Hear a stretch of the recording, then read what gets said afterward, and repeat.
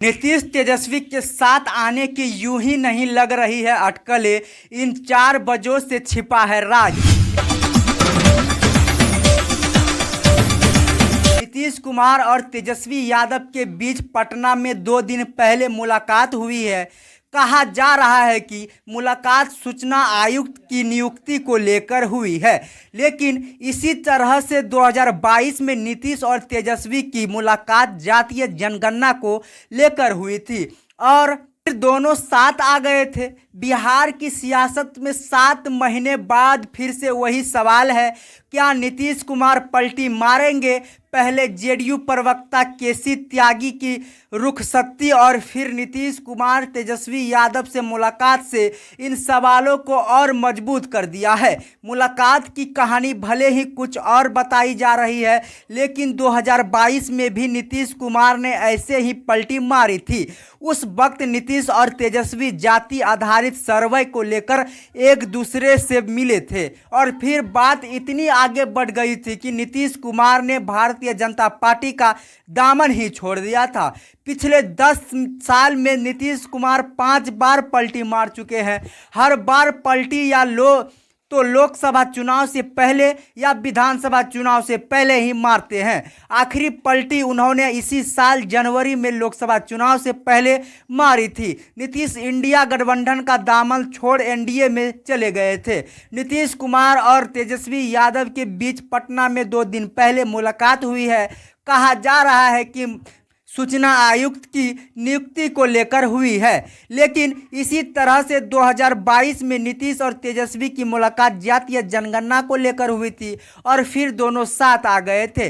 Nitish Kumar political U turn लेंगे या नहीं, इसकी ना तो जेडीयू सिरे से खारिज कर रही है और ना ही आरजेडी या मजबूती से कह रही है कि हम साथ नहीं आएंगे। बीजेपी भी इस पर चुप है। जाति आधारित सर्वे और उससे मिलने वाले आरक्षण पर हाईकोर्ट की रोक लग चुकी है।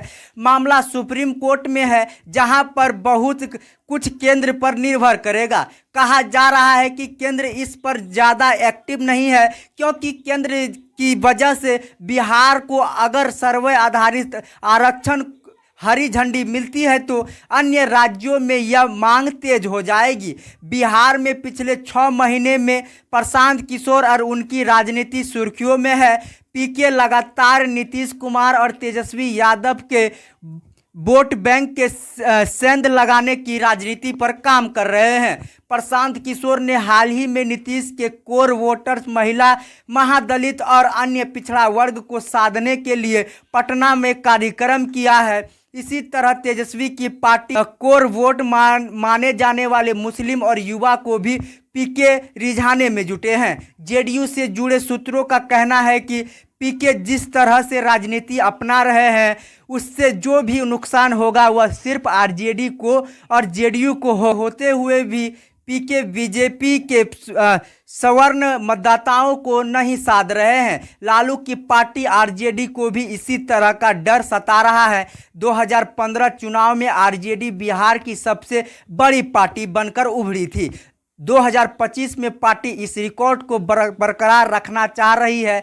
जेडीयू केंद्र की सत्ता में हिस्सेदारी है, लेकिन उससे फिर भी वहां पूर्ण हिस्सेदारी नहीं मिल पाई। वह भी तब जब बीजेपी के पास पूर्ण बहुमत की सरकार नहीं है। वर्तमान में केंद्र सरकार में जेडीयू को एक केंद्रीय मंत्री और एक राज्य मंत्री का पद मिला है। जेडीयू मंत्री के पास बड़े विभाग भी नहीं है। सूत्रों के मुताबिक जेडीयू केंद्र के अधीन आने वाले विभिन्न बोर्डों में अपने लोगों की नियुक्ति और राज्यपाल का पद भी चाहती है। जेडीयू की दलील है कि मनमोहन सिंह की यूपीए की सरकार में जैसे दलों को राज्यपाल का पद दिया गया था। 2013 में एनसीपी के श्रीनिवास पाटिल को सिक्किम का राज्यपाल बनाया गया था। हाल ही में केंद्र ने कई राज्यों के राज्यपाल बदले हैं। इन फेरबदल में सिर्फ बीजेपी से जुड़े लोगों को तरजीह दी गई है।